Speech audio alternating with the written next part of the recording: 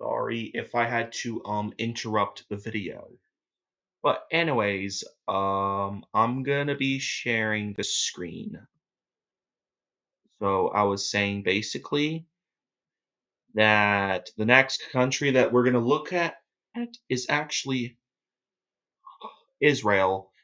And if you didn't know, Israel borders Egypt and the unrecognized Palestine. Lebanon, they also border Jordan, and I think they also border Syria. And then the country east of Israel is actually Iran. So this massive country of Iran borders Armenia, Azerbaijan, Turkey, Iraq, Turkmenistan, Afghanistan, and Pakistan. So yeah. So therefore, Iran borders 1, 2, 3, 4, 5, and 6. Iran borders 6 countries. So yeah, that's it for this one. Now let's continue the video after this ad.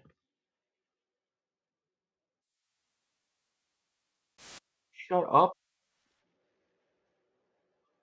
Where was I at? Oh yeah, this part. That's where it was. And also the music. Just to ignore the music that you're hearing basically. Yeah. Just ignore what you're hearing, because let's just pretend it's a background noise that you're hearing from the house, because that is my big sister doing something. So, yeah, anyways, we're gonna continue. Here we go. Let's start at the beginning of the supply chain. Alongside the research, the process starts at places like these, Saghand Uranium Mine, where the raw material, uranium ore, is mined. In recent years, Saghand Mine has expanded significantly. You can see widening pits, growing piles of earth, and diggers. We looked at recent imagery since the latest strikes and found no evidence of damage. In fact, from between the clouds, you can still see diggers operating at the site. So far, this indicates this stage of the nuclear supply chain may remain untouched. Next, the mined uranium ore is transported to production plants like this one in Ardecan. Here, it's converted into yellowcake, which is a type of concentrated uranium. We found this plant was substantially damaged in recent strikes on March 27th. An image taken the following month shows little change, suggesting the Iranians have not rebuilt this site yet. After this, the yellowcake is taken here to sites like this one in Isfahan to be purified and converted into uranium hexafluoride. And it's this stage of the supply chain, that has caused the biggest headache for the US and Israel. Back last June, French outlet Le Monde found this truck visible in imagery taken just days before the strikes. These blue containers are likely carrying uranium into the tunnels, experts told CNN. Days later, these facilities were substantially damaged in Israeli attacks. You can see several buildings wiped out. Then, in early 2026, Iran covered over several entrances to these underground tunnels with earth, preventing people from accessing them. Further measures were taken this April when these roadblocks were put up in front of the entrances to the tunnels. It could suggest there still remains something valuable down there. They were not, however, hit in the latest US-Israeli strikes. Even experts we spoke to are unsure why. David Albright is a world-leading expert on nuclear weapons. How much of a risk in the future is that stores in Isfahan Mountain? Well, I think it's a big risk. That's quite a bit of money in the bank. I mean, the amount of enriched uranium they've produced was equivalent to a full years of production of their entire enrichment complex, and is believed to be mostly, and almost all of it, at Esfahan. In fact, the US believes this too, and their demand to remove this uranium has been a key issue in the stalling peace negotiations. And finding out exactly how much is down there is central to determining whether Iran remains a nuclear threat. Pop quiz hot shot. What is the painting technique featuring small, distinct dots which form an image? Impressionism, sfumato, tenebrism, or pointillism? Okay, I'm gonna pause. Which one is it? 1, 2, 3, or 4? I'm probably gonna say number 4. So, yeah. Let's see if I got it right. You're on point like decimals if you said I got it pointillism. The right. technique developed by Georges Seurat and Paul Signac in the 1800s used thousands of tiny dots of unmixed color to form one cohesive image. Now to the Met Gala, the annual celebration of art, culture, and fashion turned all the way up. Held every first Monday. Yeah, I am not gonna watch the whole thing. Once again, just like the last video, I am not going to watch the whole thing.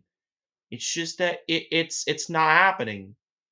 Like, I'm sorry. It's just that I'm gonna be skipping this part because I'm just gonna be skipping this. I'm sorry. It's just that it's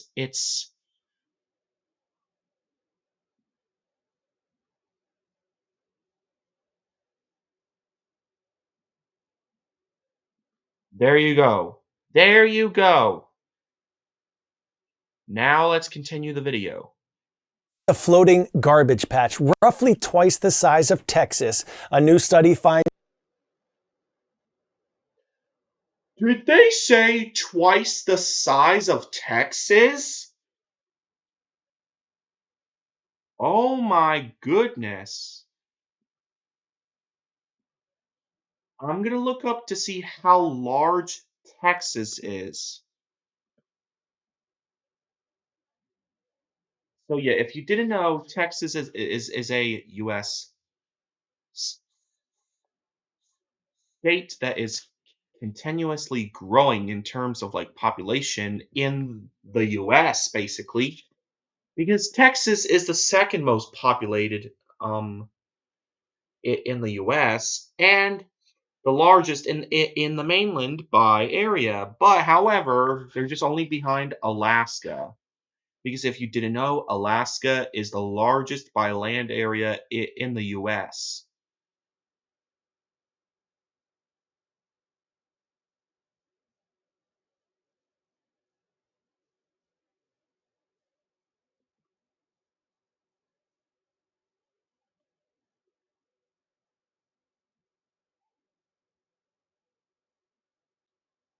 Let me just pull it up.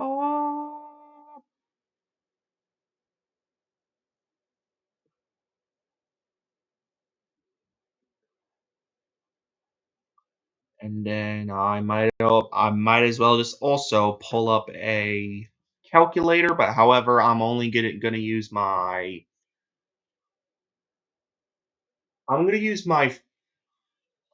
phone for this one. So let me just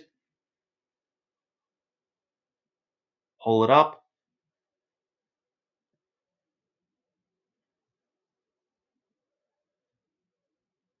So if you didn't know, Texas has a land area of 695,000 square kilometers.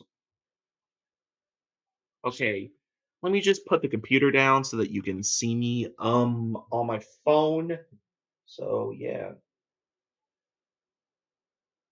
let me just go and um don't worry about what I'm doing right now. just focus on me just scrolling through my phone. So, yeah. Calculator. Okay, anyways, the answer is, let me see.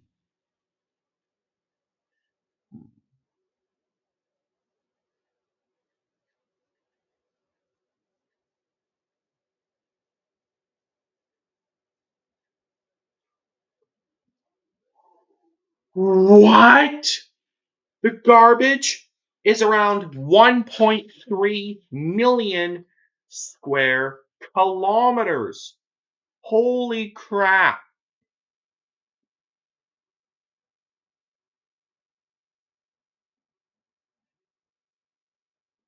Okay.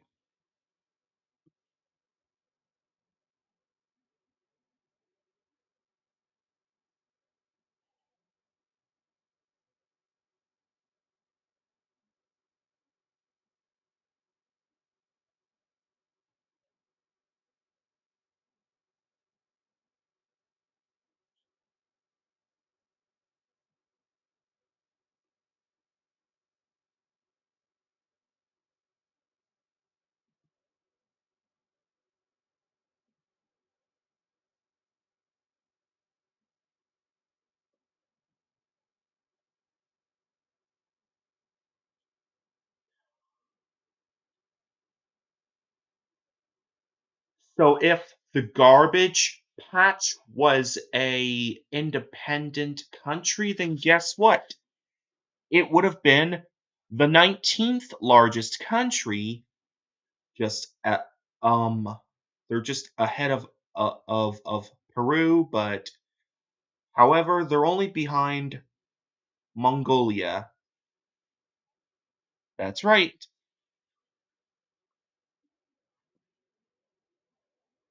And also a honorable mention. Argentina's Antarctica territory is around 1.4 million square kilometers, even though the land area is actually unknown, but it's between 1.4 million square kilometers to like 2 million square kilometers. Yeah, that's insane. So the garbage would be the size of literally larger than Peru, but that would be smaller than Mongolia. Yeah, that is insane. But anyways, I am gonna give this video another like. Nice. 870th. Anyways, thanks for watching. Make sure you like, subscribe, and turn that post notification bell on so that you don't miss any more videos. And also plus, today I am doing something special. The shout outs. That's right. I am going to be doing a shout out for every single Thursday. So if you want to get a shout out, then comment your hometown and country so that you can get a shout out because I'm on the road to 100 subscribers, baby. Anyways, goodbye.